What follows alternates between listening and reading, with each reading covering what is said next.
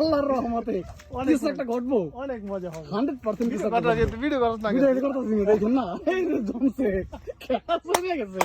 শাবাশ শাবাশ কোন জায়গা এই ঠিক আছে এই যে মামুনের এই কাট হ্যাঁ এই ঠিক আছে এই কাট আপনি জায়গাটা মানে ফুটকির মধ্যে বসতে পারছে ভাই, আনছে বসে আনছে। আল্লাহ রে কি রিক্স রে, পাওকে রে যাও পেন দিতেছে আল্লাহ রে কি রিক্স। হেন্দি বসছেটা গেছে